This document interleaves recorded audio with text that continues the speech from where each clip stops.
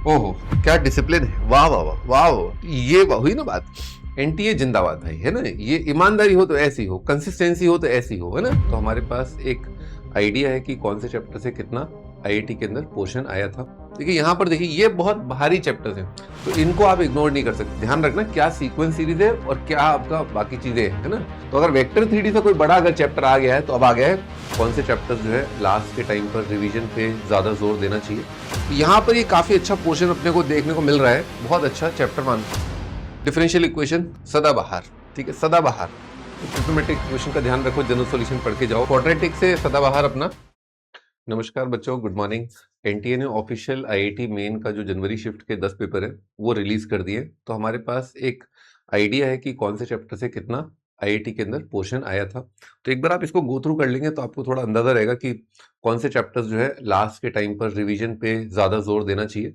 तो आइए देखते हैं। तो इसमें बेसिक ऑफ मैथमेटिक्स से एज सच कोई क्वेश्चन नहीं आया है। कंपाउंड एंगल से देखिए आप यहाँ पर 2 क्वेश्चन आए हैं एक शिफ्ट के अंदर, और फिर बाकी में एक एक और 0 आ रहा है। लेकिन अपन को एवरेज पकड़ना है, क्योंकि एवरेज से सही अंदाजा होता है। तो एवरेज मतलब 10, तो जहां पर भी आप 10 के आसपास नंबर देखें तो आपको ये अंदाजा हो जाना चाहिए कि on an average you can expect 1 question, ठीक है, एक क्वेश्चन इस चैप्टर से आएगा। तो 10 का मतलब ये है। 5 के आसपास अगर नंबर दिख रहा है इसका मतलब 2 में से किसी एक पेपर के अंदर आपको ये क्वेश्चन जो है इस चैप्टर से देखने को मिलेगा। इसमें ये भी थोड़ा ध्यान रखें कि जो चैप्टर्स का सीक्वेंस होता है as we progress in your IIT preparation, तो उस टाइम पर कुछ चैप्टर्स को पढ़ने के लिए कुछ चैप्टर्स आपके पढ़े हुए होने चाहिए। ऐसा नहीं है कि आप डेफिनेट इंटीग्रेशन आप सॉल्व करने लग जाएंगे और इनडेफिनेट के बिना ही आपका वो हो जाएगा। तो इनडेफिनेट तो पढ़ना ही पड़ेगा ना भाई। अब आपका एप्लीकेशन ऑफ डेरिवेटिव है, बिना डेरिवेटिव जाने एप्लीकेशन ऑफ डेरिवेटिव कैसे कर पाओगे। तो डिफरेंशिएशन ठीक ठाक होगा तो उसके बाद एप्लीकेशन ऑफ डिफरेंशिएशन होगा ना। तो ये थोड़ा सा अपने दिमाग में ये बात हमेशा ध्यान रखना। वेक्टर 3D के लिए आपको 2D ज्योमेट्री का थोड़ा आइडिया होना चाहिए। थोड़ा सा आइडिया होना चाहिए ना। तो बेसिक आइडिया अगर आपको है 2D का तो आपको 3D में ज्यादा दिक्कत नहीं आती, ठीक है। वेक्टर के अंदर थोड़ा सेंस होना चाहिए, कॉम्प्लेक्स में बहुत हेल्प होता है। तो कॉम्प्लेक्स और 2D वेक्टर क्या है, एक ही बात है ऑलमोस्ट, है ना। बाकी कुछ कुछ प्रॉपर्टीज वगैरह सेम है, सेम भी है, अलग भी है। तो थोड़ा इस तरह का दिमाग में रखो बस, बेसिकली, है ना। ठीक है, चलिए आगे बढ़ते। तो ट्रिग्नोमेट्रिक इक्वेशन से देखिए एज सच एक एक इक्का दुक्का क्वेश्चन आए थे। तो ट्रिग्नोमेट्रिक इक्वेशन का ध्यान रखो, जनरल सॉल्यूशन पढ़ के जाओ, है ना। इंटरवल में सॉल्यूशन निकालना चाहिए। क्वाड्रेटिक से सदाबहार अपना ऑन एन एवरेज एक क्वेश्चन आया है, ज्यादा भी आया है, पर न्यूटन लॉ और थ्योरी ऑफ इक्वेशन के आसपास आप क्वेश्चन देख सकते थे। कॉम्प्लेक्स नंबर में ओहो, क्या डिसिप्लिन है। वाह वाह वाह वाह वाह। ये हुई ना बात। एनटीए जिंदाबाद भाई, है ना। ये ईमानदारी हो तो ऐसी हो, कंसिस्टेंसी हो तो ऐसी हो, है ना। हर शिफ्ट के अंदर एक एक क्वेश्चन, क्या बात, सैल्यूट सैल्यूट भाई, है ना। सीक्वेंस इन सीरीज का देखिए, सीक्वेंस सीरीज का वेटेज जो है बढ़ता हुआ। आईआईटी एडवांस के अंदर भी अच्छा खासा पोर्शन आ रहा है सीक्वेंस का। कभी कभी 2 क्वेश्चन भी देखने को मिलते हैं। तो यहाँ पर आप देख सकते हैं कि 1.5 से ज्यादा, है ना। पर थोड़ा सीक्वेंस सीरीज में ध्यान रखना, कंफ्यूज मत हो जाना। कुछ लोग क्या एनालिसिस के नाम पे वो कॉम्प्लेक्स नंबर का अपना वो ओमेगा का सीरीज चल रहा है, आयोटा का सीरीज चल रहा है, वो भी सीक्वेंस सीरीज में डाल दिया, है ना। लॉग का एक्सपेंशन चल रहा है ना, वो भी सीक्वेंस सीरीज में डाल दिया है। एक्सपोनेंशियल की सीरीज चल रही है, वो भी सीक्वेंस सीरीज में डाल दी। बायनोमियल की कोई सीरीज है, वो भी सीक्वेंस सीरीज है। अरे तो वो थोड़ा ध्यान रखना क्या सीक्वेंस सीरीज है और क्या आपका बाकी चीजें है ना। तो सीक्वेंस सीरीज है, पीएनसी है ना। पीएनसी भी काफी कंसिस्टेंटली बहुत अच्छा चैप्टर मानता हूं, मुझे तो बहुत मजा आता है पीएनसी में। तो एक क्वेश्चन बायनोमियल के अंदर अपना, अब थोड़ा बायनोमियल शांत हो गया है, एक क्वेश्चन आता है। जनरली पहले अपन देख रहे थे 2-3 साल पहले तक की 2 क्वेश्चन आ रहे थे, पर शिफ्ट क्योंकि इसमें रिमाइंडर वाला क्वेश्चन काफी देखने को मिलता था। और लाइन के अंदर देखिए, लाइन के अंदर अच्छा बहुत बढ़िया 8 आ रहे, सही है। सर्कल के अंदर 8 8, और देखिए पैराबोला में 8 8 8। यहां पर ये काफी अच्छा पोर्शन अपने को देखने को मिल रहा है। कोऑर्डिनेट ज्योमेट्री के अंदर 5 चैप्टर्स है, तो आपके लिए काफी अच्छा रहेगा कि अगर आप अप्रैल के अंदर टारगेट कर रहे हैं तो यू कांट इग्नोर दिस। ये अब इग्नोर नहीं किया जा सकता। ये मान लो कि ऑन एन एवरेज हर एक पेपर के अंदर 4 क्वेश्चन आए हैं कोऑर्डिनेट के, देख लो आप। मैं गलत थोड़ा ना बोल रहा हूं, 8 8 पार हो गया है।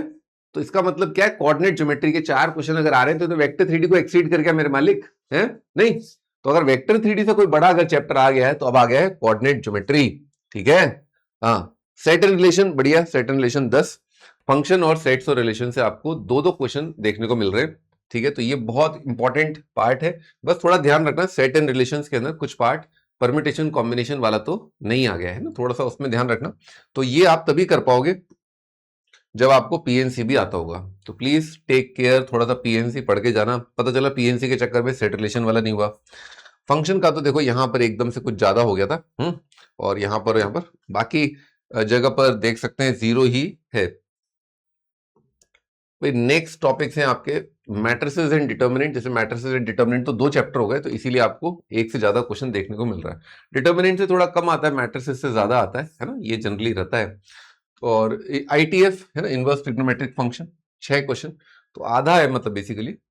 लिमिट का देखो कम ही आता है, लिमिट का ना, लिमिट 4, लेकिन एप्लीकेशन ज्यादा जाता है ना, एप्लीकेशन ज्यादा है। कंटिन्यूटी एंड डिफरेंशियबिलिटी ये सही है 7। आपका मेथड्स ऑफ डिफरेंशिएशन में सन्नाटा बिल्कुल, टेंजेंट नॉर्मल में सन्नाटा, मोनोटोनिसिटी में सन्नाटा, मैक्सिमा मिनिमा में सन्नाटा, और आपका यहां पर बहुत घनघोर सन्नाटा देखने को मिल रहा है। यानी कि आपका जो डिफरेंशिएशन वाला जो पार्ट है, भाई ये सारे चैप्टर किस पे बेस्ड है, डिफरेंशिएशन पर। तो हो सकता है कि एग्जामिनर ने सोचा हो कि यार ये डिफरेंशिएशन वगैरह तो मैं अपना जब डिफरेंशियल इक्वेशन पूछूंगा, एरिया अंडर द कर्व पूछूंगा, इंटीग्रेशन वगैरह पूछूंगा, तो वहां तो बच्चे को डिफरेंशिएशन नहीं आएगा तो इंटीग्रेशन कहां से करेगा बे, है, तो वहां पर पूछ लूंगा, ऐसा सोच करके हो सकता है उसने इस बार इग्नोर किया। Now you can see that indefinite integration, yes, तो इनडेफिनिट इंटीग्रेशन का वैसे भी ज्यादा सवाल नहीं बनता, बिकॉज डेफिनेट इंटीग्रेशन के नाम पर वो क्या है, थोड़ा सा आपसे इनडेफिनेट का वर्कआउट करवा लेते हैं। ठीक है, आपका जो जो ट्रेनर होता है वो आपसे 2 पुशअप एक्स्ट्रा लगवा ही लेता है, तो इनडेफिनेट आपका डेफिनेट के अंदर आ ही जाता है। तो कुल मिलाकर के आप इंटीग्रेशन को देखें तो आपको 2 क्वेश्चन देखने को मिल रहे हैं, है ना, पर paper. Now this chapter is area under the curve. देखिए एरिया अंडर द कर्व ठीक ठाक आ रहा है, तो एरिया अंडर द कर्व में आपका पैराबोला और एलिप्स वाला पार्ट जो है अच्छे से देख के जाना। ठीक है, लाइन और पैराबोला भी देख के जाना, रिजल्ट बहुत अच्छे अच्छे हैं। डिफरेंशियल इक्वेशन सदाबहार, ठीक है, सदाबहार, आई लव डिफरेंशियल इक्वेशन। ठीक है, डिफरेंशियल इक्वेशन में 2 है आपके, देखो होमोजेनस, एक तो वेरिएबल सेपरेबल है, वो तो आसान हो गया, वो तो मतलब मान लो कि करके आना है, वेरिएबल सेपरेबल, लीनियर और आपका होमोजेनस, तो ये 3 चीजों पे आता है आपका। तो ये वेक्टर एलजेब्रा है, वेक्टर एलजेब्रा और 3D। देखिए यहां पर देखिए ये बहुत भारी चैप्टर्स हैं, तो इनको आप इग्नोर नहीं कर सकते। तो ऑन एन एवरेज आप देखें तो पर पेपर अप्रोक्सीमेटली 3 का नंबर आ गया है ना। तो ये देखो आप कोऑर्डिनेट ज्योमेट्री पकड़ो, 4 वहां, 3 यहां, 7 हो गए। भाई 7 तो कई बच्चों के तो टोटली सही नहीं होते हैं, टोटली सही नहीं होते।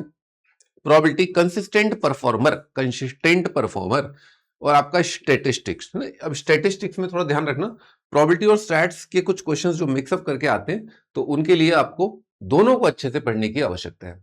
तो ये था मनोज चौहान के द्वारा आईआईटी मेन एनटीए के द्वारा कंडक्टेड जनवरी शिफ्ट का पूरा लेखा जोखा। मिलते हैं अगली वीडियो के अंदर। ये ध्यान रखिएगा कि आईआईटी की प्रिपरेशन आपको केवल इस एनालिसिस के बेसिस पर नहीं करनी होती, आपको एज अ प्रॉब्लम सॉल्वर करनी होती है। तो try to become a good problem solver. आप क्वेश्चंस को जल्दी कर पाएं, देख पाएं, समझ पाएं, थोड़ा प्रैक्टिस करें, थोड़ा लिमिटेड टाइम के अंदर कोशिश करें कि आप प्रॉब्लम को सॉल्व करने की प्रैक्टिस बहुत अच्छे से करें, तभी आपके एग्जाम के अंदर बहुत अच्छे नंबर आएंगे। Best of luck, bye bye.